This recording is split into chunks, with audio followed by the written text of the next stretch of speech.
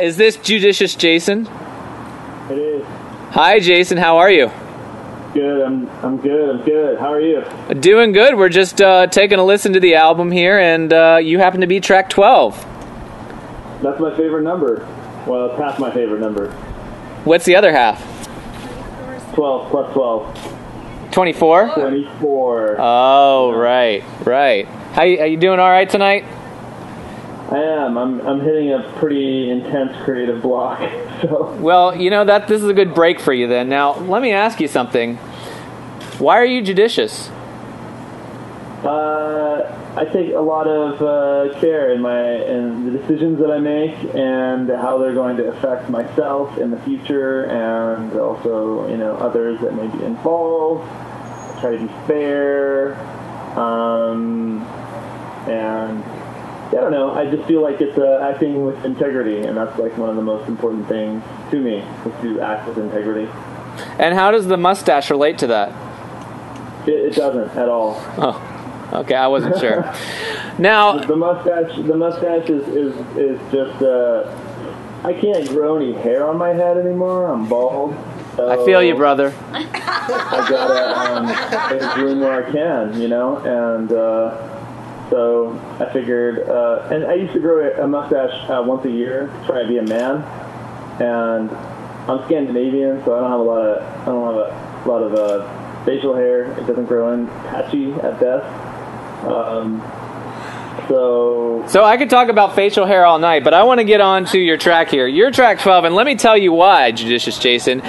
Because the last track had to be epic. So the album follows this journey. It starts off funky and happy. We go to a dark side. We get some blues rock, which we want to kind of wash off our hands. And then we got Judicious Jason, who takes us to another place. Now, I really liked your musical choices. I thought they were really cool. Can you talk about some of the stuff that you felt best encompassed who you are?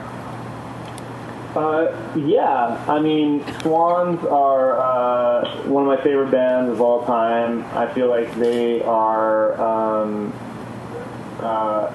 don't know, I feel like they are able to tap into some sort of, I don't know, like,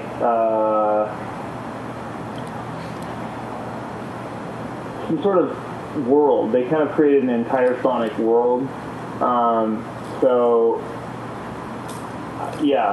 They've just got the ability to tap into they've created some sort of sonic world. And they started off as like a very noisy, aggressive, sort of masculine sounding band, testosterone fueled, and then when Jarboe was added to the roster, the sound took a completely different turn, and it turned into which I thought became my favorite work of theirs, where it's just epic and sprawling, and it wasn't like anything else I ever heard. It had tremendous energy, and it's just sort of they have an ability to sort of create an entire sort of universe around, like almost a mythology about themselves, just by using, by the sounds they choose and some of the themes they relate to lyrically.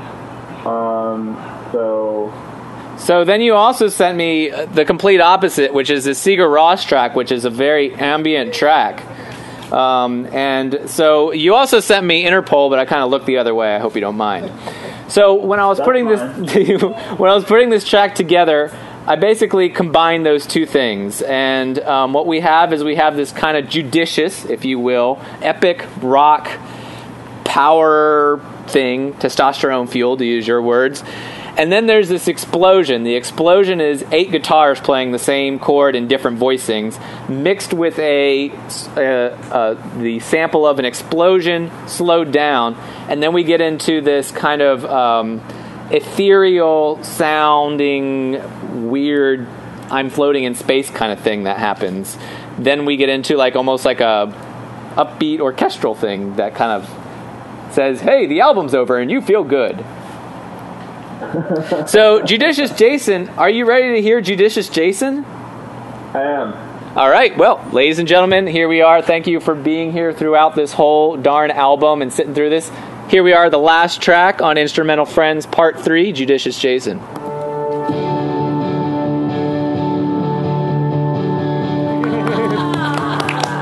That was great. Was that all right? Is that you? I think I was hearing it through my phone, so the dynamics were pretty limited. But I could definitely pick out some things that I felt like captured, I don't know, the essence of what we were going for. Like what you had sort of requested from me, and it sounded driving and kind of hopeful, and it had momentum, and I enjoyed that. I can't wait to hear it, in full fidelity. I wanted to mention, too, I forgot to mention that this song actually didn't start with that intro. It kind of came right in. So the intro I didn't add into the very end. That was a last-minute decision, actually. So I'm glad you like it. Thanks for being on this album, and we'll be in touch, all right? Hey, Monk, I'm really honored that you would ask me to participate in this. So thank you for including me as part of the creation process. Appreciate that. It's great to have you. We'll be in touch. All right, man. All right. Good luck on your block. Instrumental Friends, Part 3. There you have it.